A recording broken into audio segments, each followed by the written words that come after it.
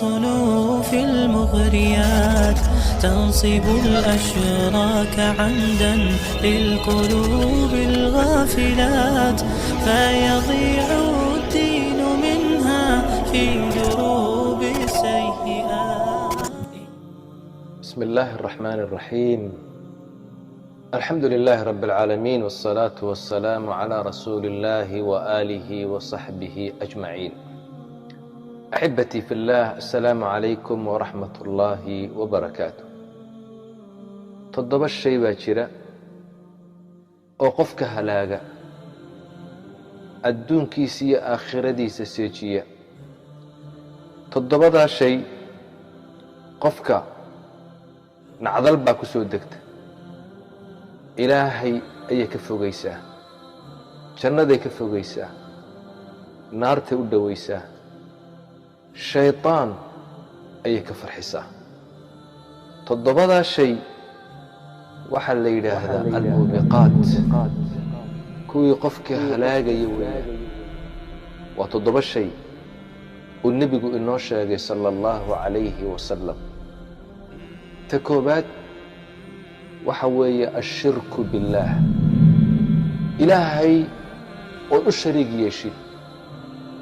ilaahay ku abuuray, ilaahay kuu nimceeyey, ilaahay ku jirsiiyey wax uu isagu uu leeyahay, cibaadadiisa ha noqoto, asmaadiisa ha noqoto, sifaadkiisa ha noqoto, wax ilaahay uu leeyahay ood meel kale u leexisid, ama malag u leexi, ama rasuul u leexi, ama weli u leexi.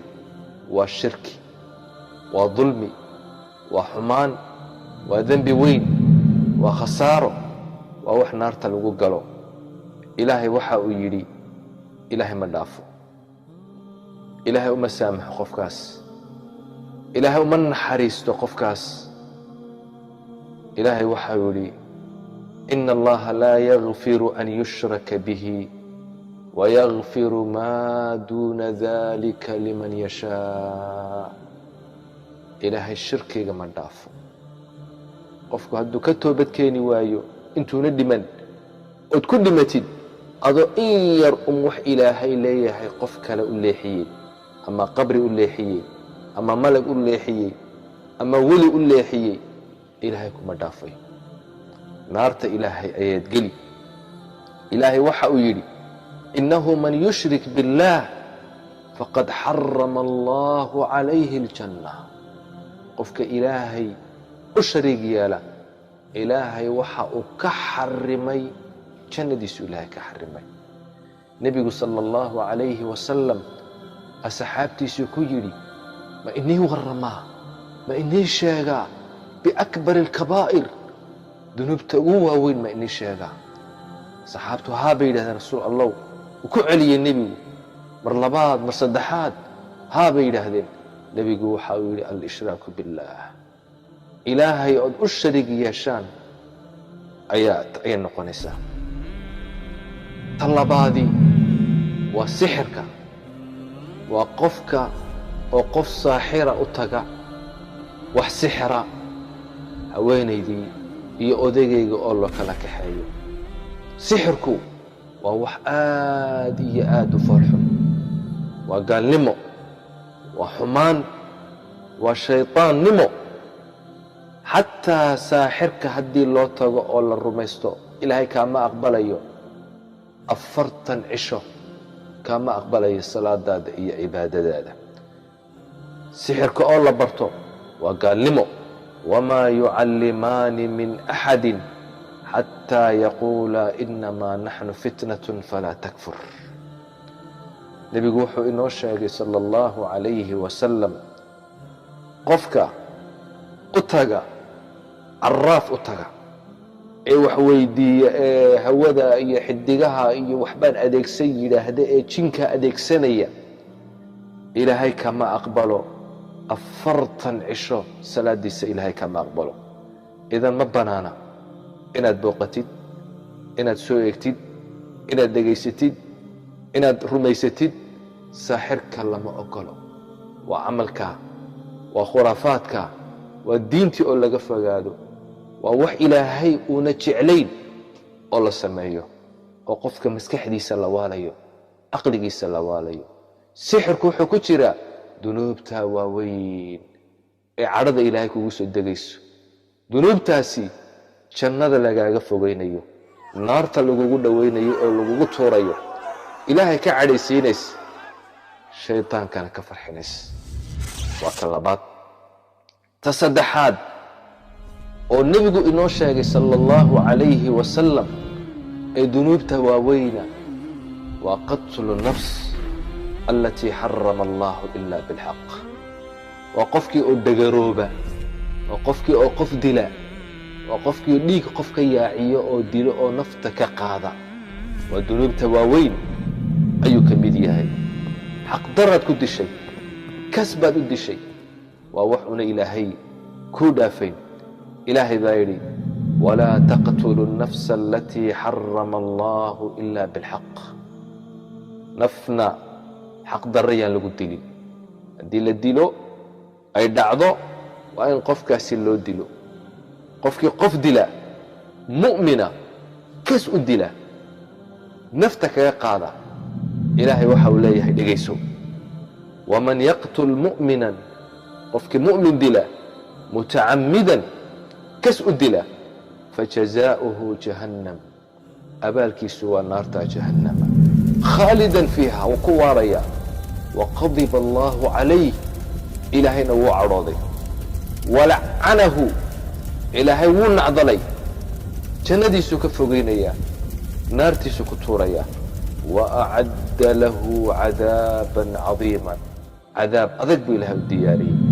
eeg waxaa la yidhi jahannamu geli naa uu ku waari waxaa la yidhi ilaahay baa u cadhoon ilaahay baa nacdali cadaab kulina ilaahay u diyaariyey bal intaas oo dhan ayaa lagu sheegayaa waxa uu abaalkiisu noqon doono qofka qof dila bal nebigu wuxuu inoo sheegay sala allahu calayhi wasalam lazawaalu اdunya ahwanu cala allahi min qatli mu'min bigayri xaq qof mu'mina oo xaqdarin lagu dilo waxay ka fududdahay adduunkaas oo dhan oo zuula ayaa ka fudud qof mu'min xaqdaro loo dilo yacni adduunka ood baabi'isid iyo qof mu'mina ood xaqdarro u dishid waxaa culus qof mu'mina oo xaqdaro lagu dilo bal kacbada oo dumisid kacbada ilaah iyo qof mu'mina qofka mu'minka qaalisan qofka mu'minku ciyaar ma aha in arlada la fasaadiya ma aha maxaad u maleen maalinka qiyaamaha wuxuu iman doonaa kii la dilay isagoo qoortiisii wata oo jiidaya kii dilay markaasuu leeyahay rabbiyow waa kan qoortaydii wuu iga gooyey wuu i dilay salhu lima qatalanii muxuu ii dilay maxaad u maleen dadka qabyaaladda iyo qurunka isku laynaya aakhiradoodii ka fogaaday taasi waa tii saddexaad tii afaraad ee qofka halaagaysay ee baabi'inaysay ee aakhiradiisii seejinaysay waa aklu riba waa ribada uu cuno qofku ilaahay baa ku xarimay kitaabkiisa nebi moxamed baa sunnadiisa ku xarimay sala allahu calayhi wasalam islaamka mu'miniinta oo dhan ijmaacooga ayuu ilaahay ku xarimay oo muslimiintu ay ku xarimeen waa kabaa'iru dunuub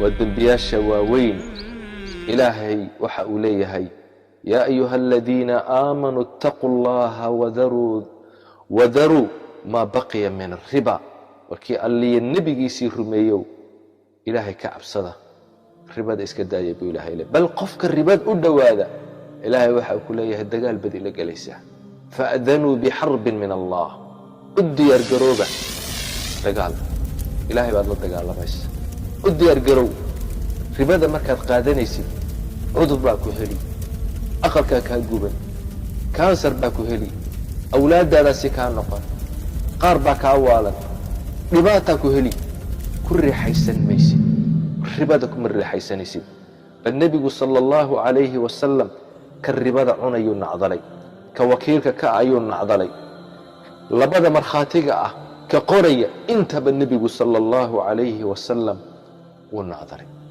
bal nebigu wuxuu ku tilmaamay inay tahay ribadu intaas oo baab kuwa ugu fudud wuxuu la dembi yahay qofka oo hooyadii ka zinaysta buu yidhi nebigu calayhi salaatu wasalaam. waa khatar. waxaa la fudaydsanaya ee baanka laga qaadanaya ee khatarta ah waa in laga digtoonaado.